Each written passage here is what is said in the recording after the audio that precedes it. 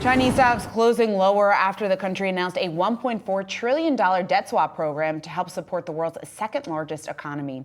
Here with more is our very own Akiko Fujita. Akiko.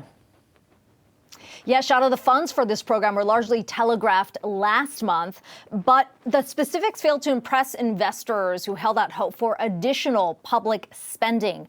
Chinese stocks all closed lower on Friday. There is a renewed sense of urgency to stimulate the world's second largest economy, especially in light of Donald Trump's election win on Tuesday. The president, of course, has proposed to slap 60% of tariffs on all Chinese imports coming into the U.S.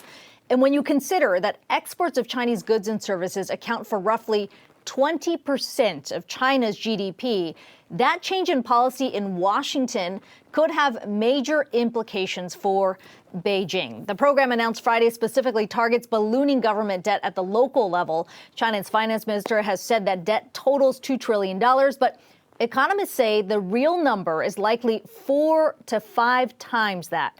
Debt swaps announced today don't do anything to pay down those debts. It just pushes the maturity dates further. Investors have held out hope for fiscal stimulus, piled into the market in anticipation of Friday's announcement. Earlier in the week, analysts at Standard Chartered, Macquarie, and Citi have all said they expect the Trump tariffs to knock at least 2 percentage points off of China's GDP growth.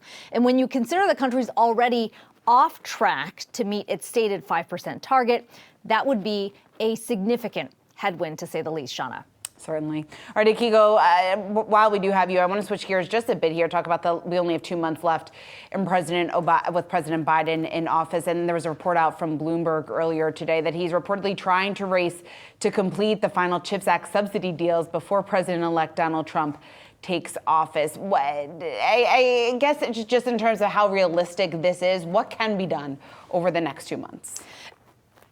Yeah, I mean, Bloomberg reporting that the administration is hoping to finalize those details by the end of the year, all those contracts, and then the funding expected to go out next year. But that could be a tall task when you consider how long it has taken for CHIPS Act funding to get out the door. Now, under the 2022 law, the Commerce Department set aside $39 billion in federal grants to revive U.S. manufacturing of semiconductors. 90% of that money has been allocated, but just one of those companies have received the funding, and you see all the dots on the maps there. Those are the projects that are planned. Now, companies have already received the benefits of a 25% tax credit and additional loans. But the Commerce Department has always maintained they plan to have the details in place by the end of this year, with funding expected to get into the hands of these companies in 2025. But there has been added pressure on that timeline because of concerns a new administration may try to stall some of that. Major companies, including Intel, Global Foundries, and Micron, have all planned for an expansion of their foundry business with the expectation of having that federal money in hand. Any changes to that timeline would certainly have an impact on their ambitions. Now, Republicans, including House Speaker Mike Johnson, have already called for a review of the implementation process, specifically around some of the environmental reviews that are required for some of these factories to be expanded. Something President Biden has already made changes to. With all of that said, nobody expects a wholesale change in the law, given that this was something that was passed with bipartisan support, both Republicans and Democrats saying, yes, we need to build more here to really counter China's growing influence in this space. All right, we will see how it plays out. Akiko, thanks so much.